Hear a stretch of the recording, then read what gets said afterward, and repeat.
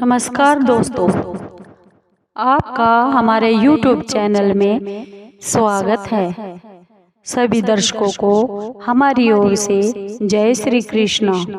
दोस्तों, आज का प्रसंग, आज की कहानी शुरू करते हैं। उससे पहले अगर आप हमारे चैनल पर नए हैं तो प्लीज चैनल को सब्सक्राइब जरूर कर लीजिए और बेल आइकॉन को जरूर दबा लीजिए ताकि आप तक हमारे सारे नोटिफिकेशन पहुंचते रहे। दोस्तों, आपका एक सब्सक्राइब भी हमारे लिए बेहद मायने रखता है। आइए आज की कहानी शुरू करते हैं। आज की कहानी है दान की महिमा। दान की क्या महिमा होती है और किस आदमी को दान देना चाहिए और किस आदमी को दान नहीं देना चाहिए। दान अगर सुपात्र को दिया जाए तो बहुत फलता है, अगर कुपात्र को दिया जाए तो नरक यातना भी भोगनी पड़ सकती है। आइए दान की ये महिमा सुनते हैं। एक बार की बात है, एक भिखारी था और वह एक दिन भिखारी सुबह सुबह भीख मांगने के लिए अपने घर से निकल पड़ा। चलते चलते उसने अपनी झोली में जौ की मुट्ठी भरकर कुछ दाने डाल लिए। इस टोटके या अंधविश्वास के कारण कि भिक्षा लेने के लिए या निकलते समय भिखारी अपनी झोली को खाली नहीं रखते। थैली देखकर दूसरों को भी ऐसा लगता था कि इसे पहले से भी किसी ने भिक्षा दी है। उस दिन पूर्णिमा का दिन था। भिखारी यह सोच रहा था कि आज तो अगर ईश्वर की कृपा हो जाए तो मेरी यह झोली शाम से पहले ही भर जानी चाहिए। अचानक सामने से राजपथ पर उसे उसी देश के राजा की सवारी आती हुई दिखाई दी। दान देने से कोई भी चीज कभी नहीं घटती, लेने वाले से देने वाला ही बड़ा होता है। भिखारी बहुत खुश हो गया। उसने अपने मन में सोचा कि राजा के दर्शन और उनसे मिलने वाले दान से आज तो उसका सारी गरीबी दूर हो जाएगी और उसका सारा जीवन ही संवर जाएगा। जैसे जैसे ही राजा की सवारी उस भिखारी के निकट आ रही थी, भिखारी की कल्पना भी उतनी ही बढ़ती जा रही थी। जैसे ही राजा की सवारी उस भिखारी के पास आई, राजा ने अपना रथ रुकवा लिया और रथ से उतरकर उस भिखारी के पास जाकर खड़े हो गए।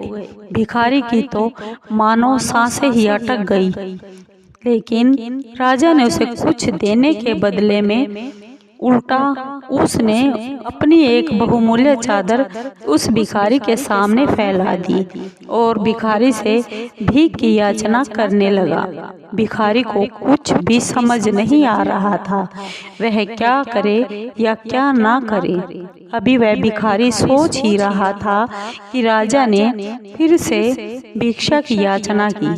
भिखारी ने अपनी झोली में हाथ मारा, मगर हमेशा दूसरों से लेने वाला मन देने को राजी नहीं हो रहा था। जैसे जैसे करके उसने 2 दाने अपनी झोली से जौ के बाहर निकाले और राजा की उस बहुमूल्य चादर में डाल दिए।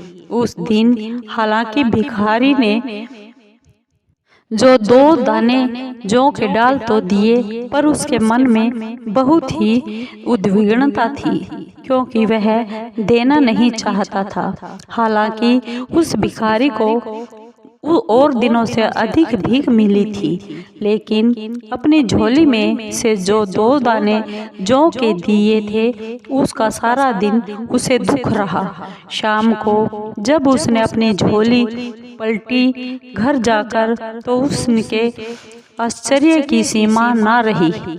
जो वह अपने साथ झोली में ले गया था, वे भी उसने पलट दिए। उसके 2 दाने जौ के सोने के बने हुए मिले। अब उसे समझ में आ रहा था कि वह दान की ही महिमा है। उसी के कारण ये 2 दाने जौ के सोने के हो गए हैं। अगर वह सारे दाने उस राजा को दे देता तो उसे सारे दाने सोने के हुए मिलते।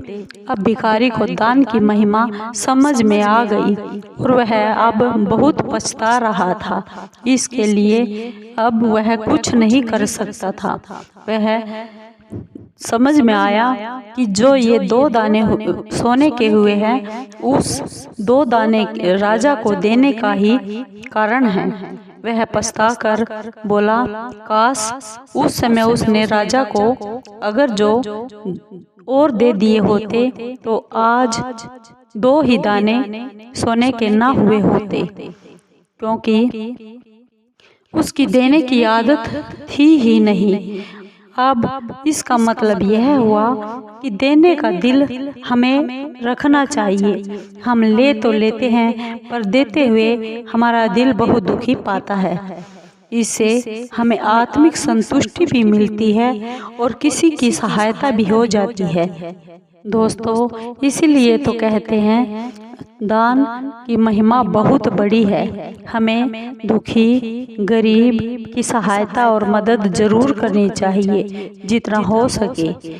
दोस्तों, आपको ये कहानी कैसी लगी? अगर आपको ये कहानी अच्छी लगी हो तो प्लीज़ लाइक कीजिए, शेयर कीजिए, सब्सक्राइब कीजिए और कमेंट ज़रूर कीजिए, क्योंकि आपके कमेंट से हमारा हौसला बढ़ता है और हम आगे के लिए आपके लिए और भी अच्छी कहानियाँ ढूंढ कर ला सकते हैं। इससे हमारा हौसला भी बढ़ता है। दोस्तों, धन्यवाद।